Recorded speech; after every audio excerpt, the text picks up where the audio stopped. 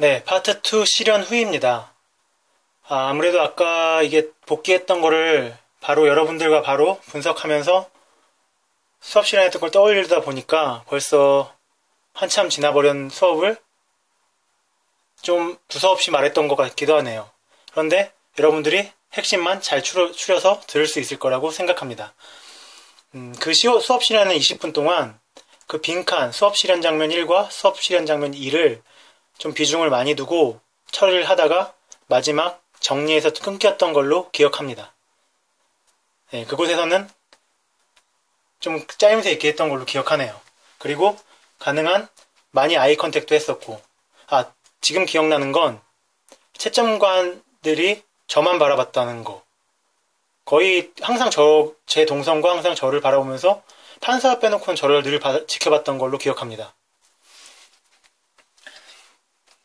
그리고 이제 문제 분석을 말씀드리겠습니다. 문제 분석에서는 올해 문제 분석이 추론적 독해가 나왔죠.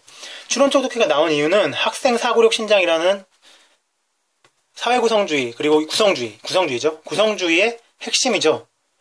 학생. 그게 공동체에서 이루어지든 개인으로 이루어지든 사고력을 신장시키는 거. 집에 와서 모든 시험이 끝나고 실현 문제를 복귀할 때 분석이 된 겁니다. 과목. 그러니까 독서의 파트를 이해한 거죠. 그랬을 때 창의적 그리고 융합적 인재를 육성시키는데 국어 교과에서 독서 과목에서 할 수 있는 건 사고력 신장이다. 사고력 신장 중 세 가지가 있는데 추론적 사고력, 비판적 사고력, 창의적 사고력이나 창의적 사고력이죠. 그 중에서 추론적 사고력을 할 수 있는 전략은 예측하기와 질문하기가 있습니다. 근데 이 예측과 질문은 읽기 전에서, 그리고 읽는 중에서는 추론적 독해에서 내적 정보를 활용하는 활동, 그걸 통해 글의 주제와 의도를 파악하는 활동. 그러므로 사고력 중에 추론적인 능력, 비판적 능력, 상상적 능력 중에 추론적 능력을 이번에 낸 거죠. 근데 그 모든 세 개의 상위에는 사고력 신장이라는 독서 과목의 목표, 국어 교육의 목표가 있는 겁니다.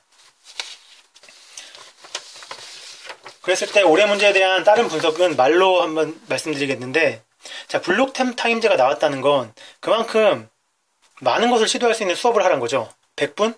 깁니다. 100분 길어요. 애들 금방 읽어요. 생각보다. 그렇기 때문에 그 시간 동안 많은 것들을 활동해봐라 라는 거를 저는 분석했습니다.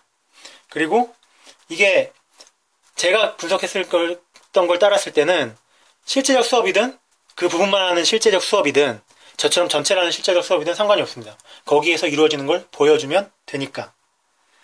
그리고 저희 지역은 경기 광주는 안 나왔지만 국어 교과 교실을 내놨습니다. 그럼 국어 교과 교실을 내놨으면 왜 내놨을까요? 활용을 해야겠죠. 어떻게? 제가 했던 방식도 있지만 여러 가지 다양한 방식이 있을 겁니다. 각 모든별로 돌려 읽어가면서 돌아다니다든가, 아니면 모든별로 자리를 옮겨가면서 그 글들에 덧붙이는 활동도 할 수 있고, 다양하게 너무나 재밌는 활동, 정말로 재밌는 활동들이 많죠. 국어 교과 교실 활용하라. 그리고 동기유발에 정해진 게 나왔다고 이게 새로운 시도나 창의적을 보여줄 수 없다? 아니죠. 이런 게 나와도 자기의 역량에 따라 시연도 할 수 있고, 자기 역량에 따라 애들을 시키면서 교사와 대화하는 식으로 할 수도 있고, 직접 역할놀이를 시킬 수도 있는 거죠.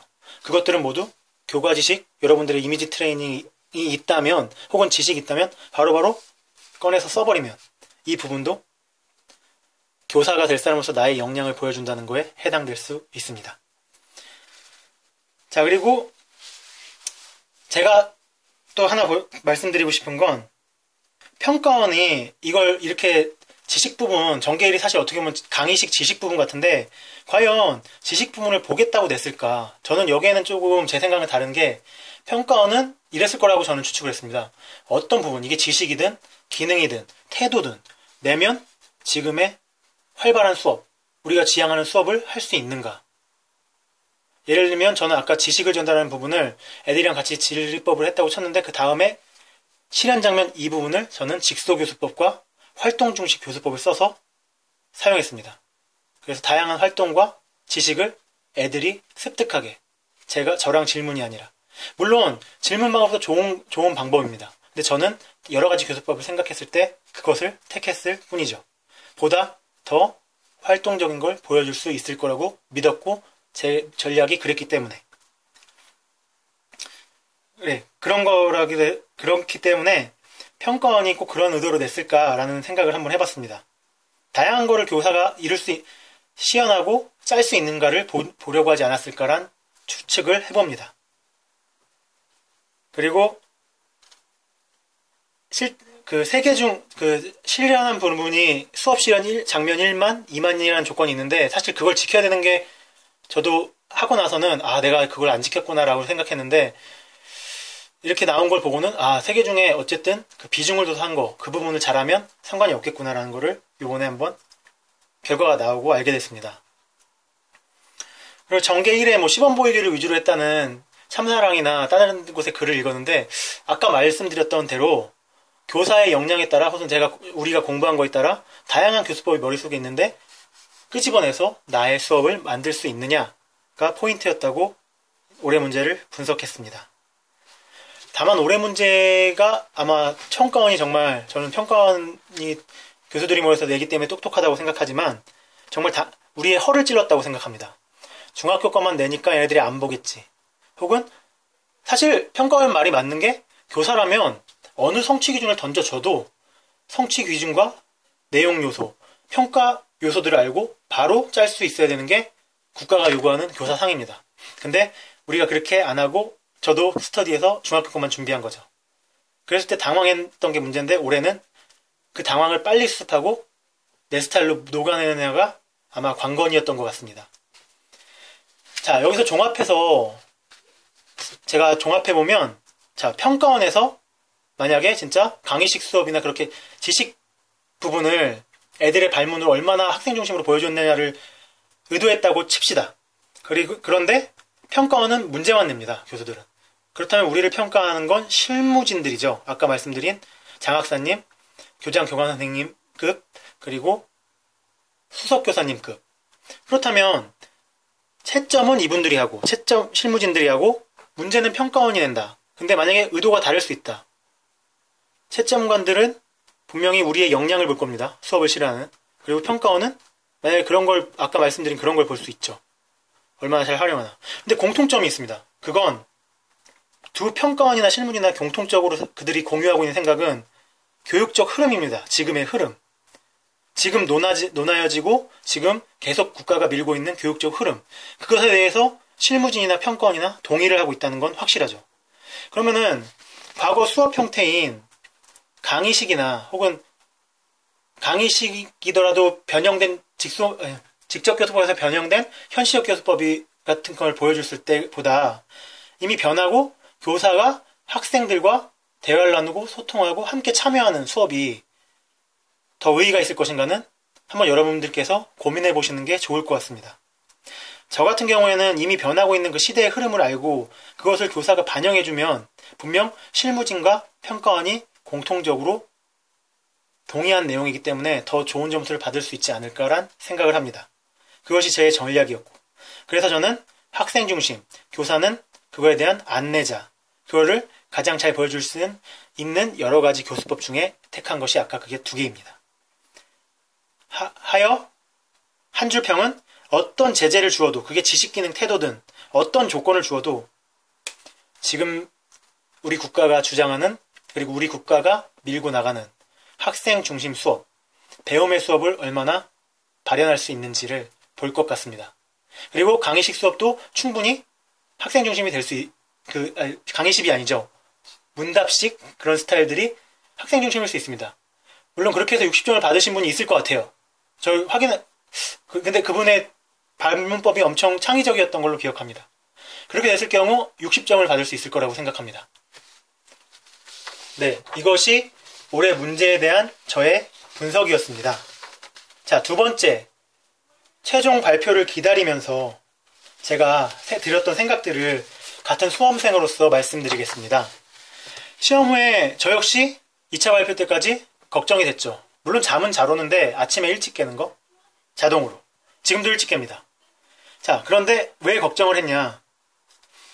참사랑에 올라와 있는 글들을 보면 저는 올리지 않았지만 다들 아까 말식으로 수업 이거 시범 보이기로 해야 되는 거 아니냐. 애들하고 순회지도 활동을 할 수가 없었다. 왜냐하면 가르쳐주고 질문하고 발문 사용해야 되니까.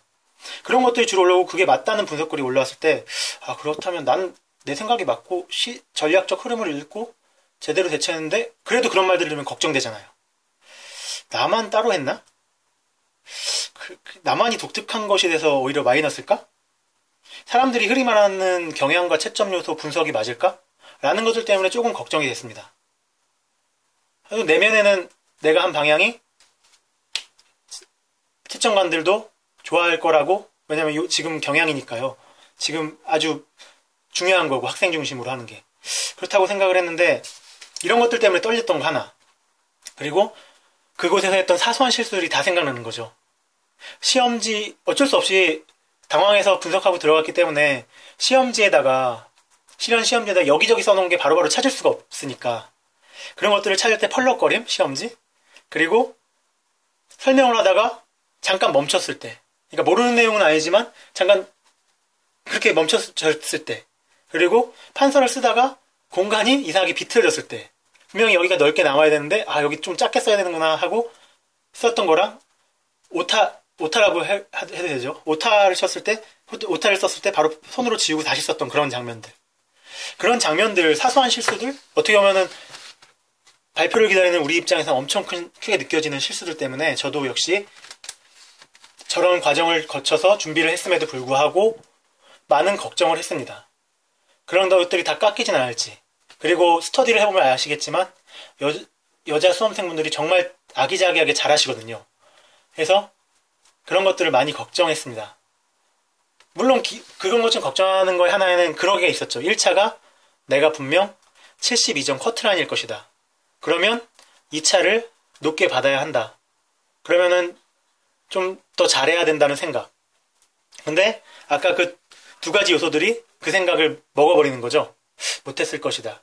이거 너무 깎았을 것 같은데 막 이런 생각들. 뭐 주변에 붙은 이제 같이 써있던 여자애들은 오빠는 남자니까 괜찮아.